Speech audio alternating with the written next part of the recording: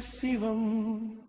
என் ஒவ்வொரு மூச்சிலும் வாழ்கிறார் சிவன். என் பாதை, என் வழி, என் வாழ்க்கை சிவம் வழி நடத்திய பாதையில்